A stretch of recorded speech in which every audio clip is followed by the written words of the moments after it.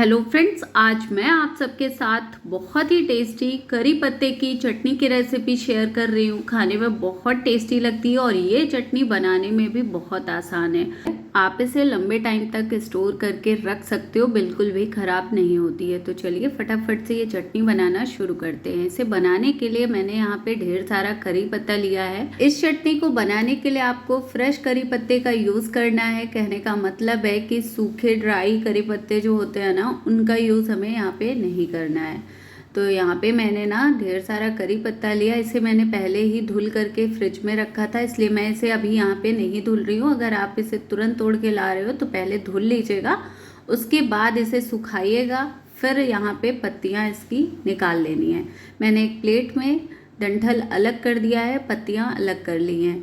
अब हम इस पत्तियों को थोड़ा सा क्रिस्प करेंगे। तो यहाँ पे मैंने एक कढ़ाई लिया है, कढ़ाई को गैस पे चढ़ाएंगे और 1.5 चम्मच मस्टर्ड ऑयल लेना है। ऑयल को गर्म होने देना है। जब ऑयल अच्छा गर्म हो जाए ना, तब आपको गरम ऑयल में कड़ी पत्ते को ट्रांसफ़र करना है। गैस की फ्लेम को स्लो कर देंगे। स्लो गैस में हम इसे कंटिन्यू चलाते हुए अच्छे से पका लेंगे। कहने का मतलब है कि ये अच्छे से क्रिस्पी हो जानी चाहिए, क्रंची सी हो जानी चाहिए। जैसे कि हम जब तड़का वगैरह लगाते हैं और ऑयल में डालते हैं तो ये क्रंची सी हो जाती ना, लेकिन यहाँ पे मैं थोड़ी ज़्यादा मतलब चटनी के लिए ज़्यादा करी पत्ते का यूज़ कर रही हूँ, तो थोड़ा सा टाइम जाएगा। इसे हमें कंटिन्यू चलाते हुए अच्छे से क्रिस्प कर लेना है, अच्छे से पका लेना है। इसका कलर भी थोड़ा चेंज हो जाएगा और ये परफेक्ट क्रंची सी दिखने लग जाएंगी।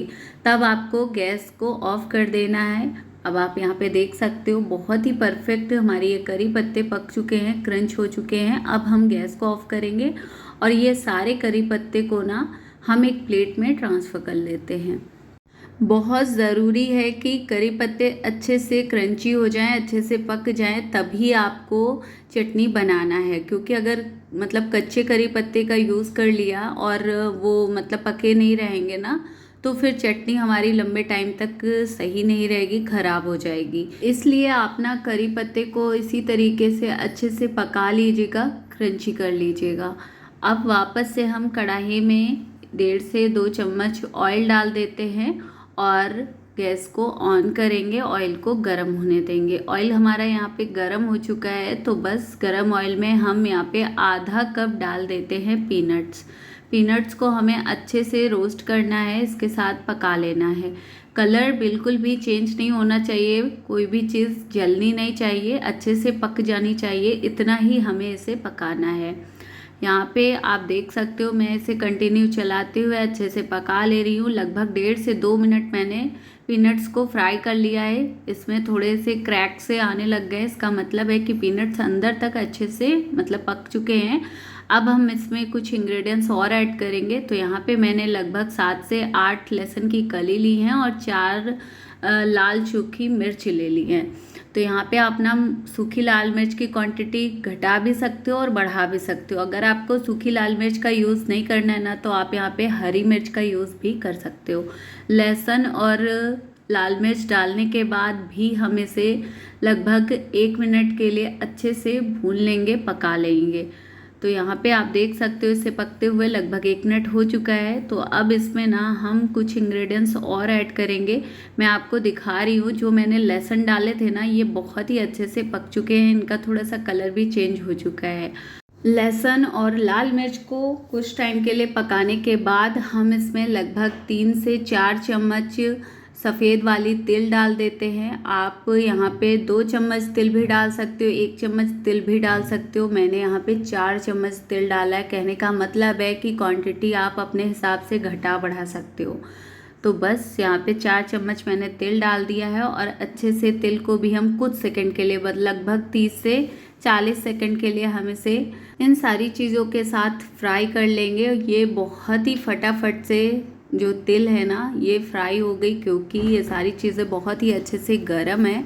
अब इसमें हम ना 1/4 टेबलस्पून हींग डाल देते हैं और हींग डाल करके भी हम अच्छे से इसे मिक्स कर लेंगे।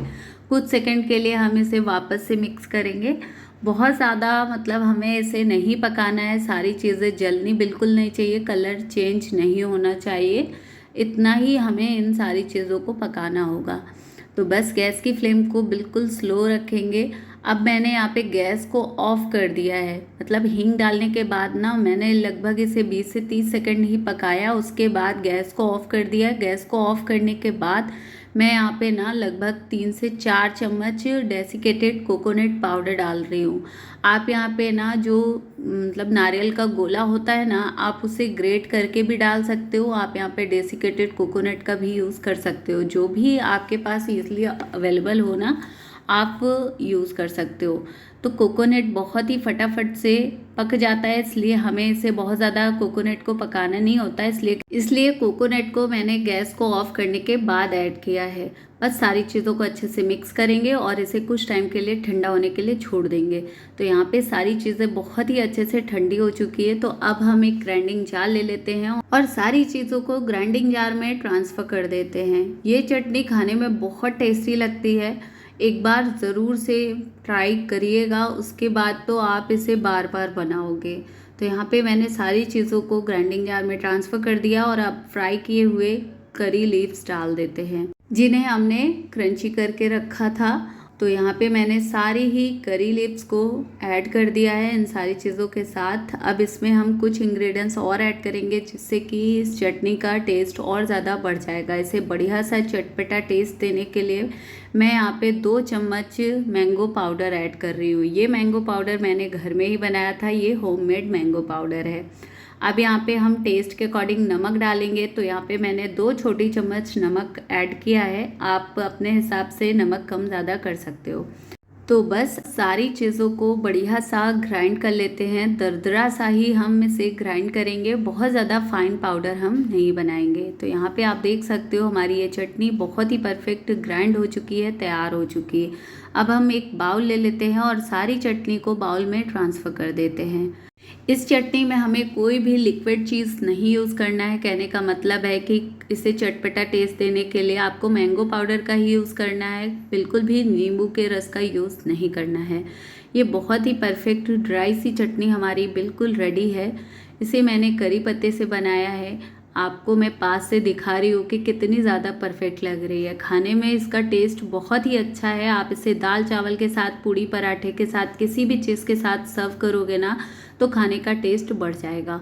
बहुत ही परफेक्ट चटनी की रेसिपी है, एक बार ट्राई करिएगा। इसे आप ना लंबे टाइम तक स्टोर कर सकते हो, ये बिल्कुल भी ख़राब नहीं होती है। तो अब मैंने ना एक कांच का जार ले लिया है और इस जार में मैं इस चटनी को स्टोर कर रही हूँ। वैसे तो ये चटनी बचने वाली नहीं है, क्योंकि ये बहुत ही ज़्यादा टेस्टी है। वैसे तो आप इस चटनी को किसी भी चीज़ के साथ सर्व कर सकते हो, लेकिन अगर आपको कुछ भी समझ में ना आए ना तो आप रोटी में घी लगाएं और इस चटनी को अच्छे से स्प्रेड कर लें और खाएं, बहुत ही ज़्यादा मज़ा आएगा। तो आपको मेरी आज की ये रेसिपी अगर थोड़ी सी भी पसंद आई होगी तो please like my video and subscribe to my channel. Thank you so much.